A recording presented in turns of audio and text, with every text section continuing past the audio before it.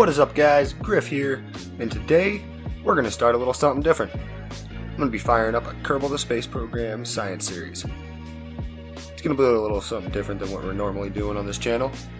Kind of be a rambling series.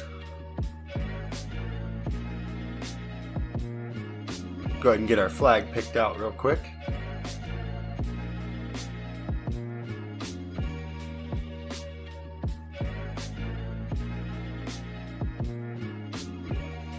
Change around the rules a little bit. We're going to go ahead and bump up the reentry heating and drop the science down to 40%. I don't want to make this game easy. If we keep it at 100% by the time I'm done with Kerbin, Minmus, and the Mun, I'll basically have everything on the science tree. And that's boring. We don't want boring, because it's boring.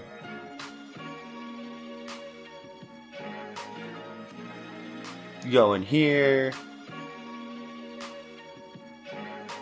Turn on Kerbal G-Force. Go ahead and turn on probes require signal and blackout, or plasma blockout. And we're going to go ahead and disable extra tracking stations. I want to set up my own tracking stations around the surface of Kerbin as well as the orbit of Kerbin. Because I feel like it's cheap just to have a bunch of extra tracking stations just coming from nowhere. Let's do a little quick tour of the Kerbal Space Center. We got our astronaut complex where you hire astronauts, flagpoles where you pick the flagpole at. We got the launch pad, obviously, launching rockets. The R&D lab, this is where you pick your research. The runway, obviously. Space plane hangar where you build your planes. Tracking station where we track all objects in Kerbin, near Kerbin, in our solar system, all our planets, vessels, everything. And the vehicle assembly bay. This is where you build all your rockets. It's going to be the main place where we're going to be hanging out. But let's go ahead and check out the tracking station. Take a tour of the solar system. See what this game has to offer. Or show you what this game has to offer, I should say. So this is Kerbin. Those extra things you see on screen around the planet are other landing pads and runways that we unlocked with that DLC that came out on Console Edition. That is currently slipping my mind the name of. This is the Mun, Kerbin's first moon. It's an equatorial orbit, so it's always along the equator. And this is Minmus, Kerbin's second moon. It's a bit lighter, so landing on it's easier than the Mun, but takes an extra inclination change when getting to. It's a little bit easier to get there though. You can tell it's not quite on the equator. So I'm flashing back and forth. This is Duna. It's basically like Kerbin's version of Mars. Kerbal's version of Mars. Sorry. This is Ike, Duna's moon. It is tidally locked with Duna, so we only ever see the one side of it, kind of like our moon on Earth. And yeah, this is Drez. It's a boring planet. We're probably not going to go there very much. This is Jewel. Jewel has 5 different moons, starting with Lathe, a planet that somehow has liquid water on it, even though it's not within the habitation zone of the sun, but we won't go over that. We will land there eventually. This is Val, Jewel's second moon. Tylo, Jewel's third moon.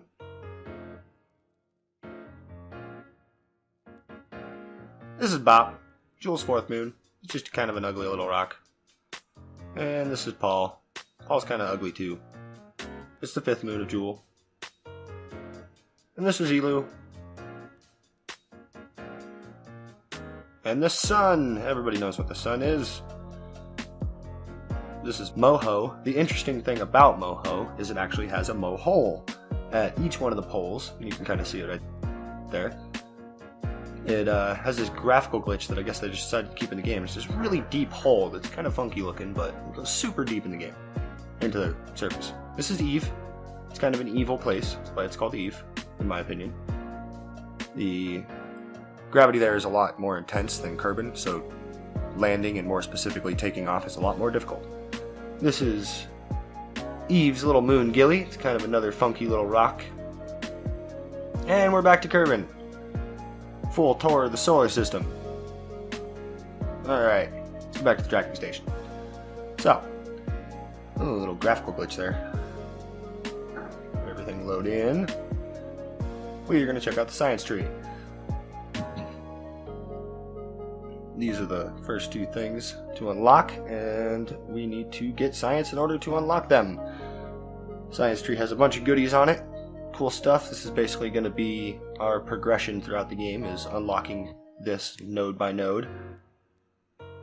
The way you do that is by collecting science from different biomes, and then eventually we will get to this awesome one that gives us a launch pad on the moon, or sorry, Mun, and sky's the limit from there.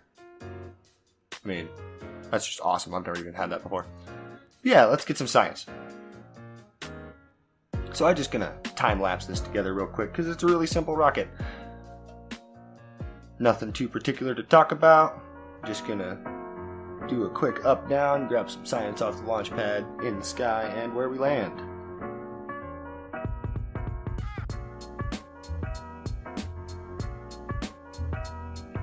Let's do a little bit of science, correct all the goo. It's basically a science dance.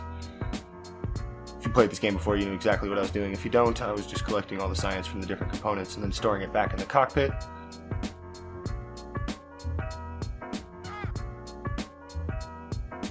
Launching off, getting more science while we're in air.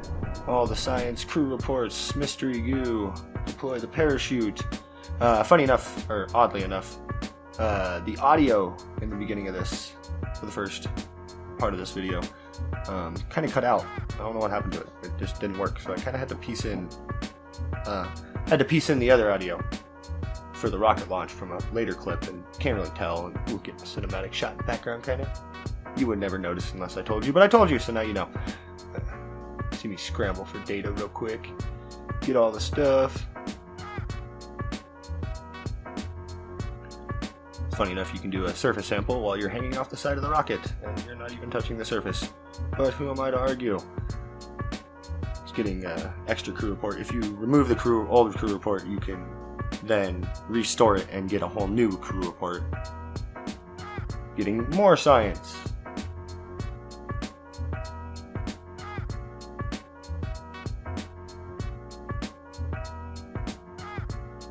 Alright, and looks like that left us with 21 science. We're going to go ahead and do the same rocket on the launch pad. A little different. The only difference is it has a decoupler, so it doesn't have to launch or land with the solid rocket booster, but the launch pad has a different biome, kind of. Like the runway has a different biome, like the launch pad did, so we can get a bunch more science off of here that we didn't before. It's kind of cheap, but that's why I just kind of skipped through the building and gonna time-lapse the flight real quick.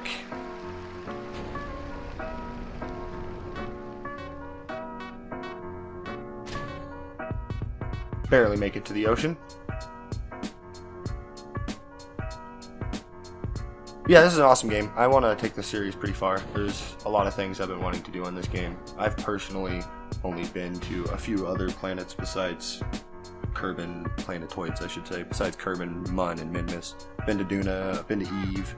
I haven't done too much on Duna or Eve. And I think it's Duna's moon, which I've already forgotten the name of. Ike, I think. Yeah, Ike.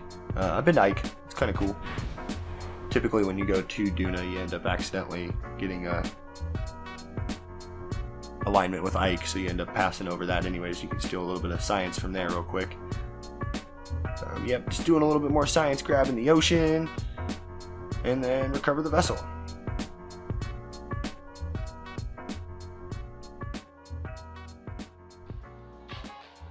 Alright, now we got 33.7 science.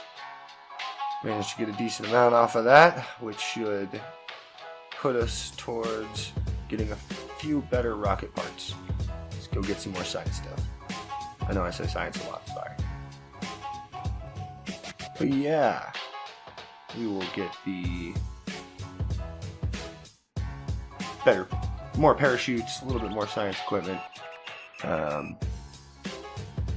fairing and radial decoupler, and we're going to go ahead and build a rocket with that. And since you guys don't need to see me build a simple rocket, we'll just cut straight to the cinematic launch. Jebediah taking our first rocket into the atmosphere, and we're going to go ahead and put this thing into an orbit. I tried using the other command pod that you unlock with the DLC, and the same exact rocket design with the other command pod, and it just toppled over again and again and again.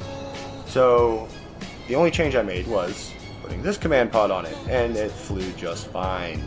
In fact, I could have done even better of a orbital injection, but I was so hesitant because I kept toppling over before. I just wanted to get it right. But this thing's overpowered. It's got more fuel than it needs. Probably get halfway to the mun with this, so it's fine. I typically tend to build overpowered because I'm not the best at this game. I mean, who's to say that they are the best? But I definitely have a lot of room for improvement. But I'll do that over this series, and you'll get to watch it with me. Unless you don't watch it. Yep, just getting a bunch of science from in orbit. Well, not orbit, but space. We're about to be in orbit here. Drop off this stage real quick, fire my smaller stage. I'm just going to shove my Apple apps out a little bit, and then fly out to it real quick, and then bump my periapps out over 70,000 meters, which is the point in which the atmosphere of Kerbin is no longer a thing, and you are in space. So yeah, I brought it up to about 80, just for the heck of it. And we'll take little Jebediah out on an EVA here in a second after we get some science and turn the rocket in a better position. He's going to turn on his little headlamp here, which was not always a thing in Console Edition, by the way. Just recently added that. Thank you. Very much appreciate you, squad, because, I don't know, I like the headlamp on the spacesuit. It made it feel more legit. You can see your ship in the night. Get out and take a look at it, even though you don't got any lights on it. Yeah, just collect the science, do a quick little cinematic EVA. You can see the mun in the background. So hard not to call it the moon, even though I've played this game for years now. A little bit on laptop and then mainly on console. Yep, last bit of science. There's a lot of science dancing in this. Picking up all the experiments. Go ahead and flip my rocket retrograde, and we'll time accelerate. Well, I got this all sped up, but we'll time accelerate and get a nice sunrise. Sorry, I have this all sped up on Sony Vegas. Not all of it, but a good part of these missions, just because this doesn't need to be 45 minutes long. But yeah, we're gonna go ahead and just drop our periapps down to in between those two little spots in the desert, and typically that means they'll land in the desert. Wanted to get a little bit more science, and even though we have a launch pad in the desert, that was just the easiest one. And so I have 210% re-entry heating turned on in this. So I wanted to kind of use a little bit of fuel for the re-entry, and I'm kind of glad I did, because I don't know if I would have made it. Oh yeah, if you see that, I was just doing a quick little EVA to grab a little bit more science, which is kind of scary because I'm in atmosphere, but before 55,000 kilometers, you're usually pretty good to EVA. That and below, though, you gotta be careful. So yeah, we go ahead and burn off the last of our fuel and decouple that, and we actually start getting some heat spikes for sure. Definitely wouldn't get this in the normal 100% reheating. But I didn't even put a blader shield on here, so it's kind of just regular cockpit. But she cools down and we're good. Managed to slow her down enough to deploy the drogue chutes.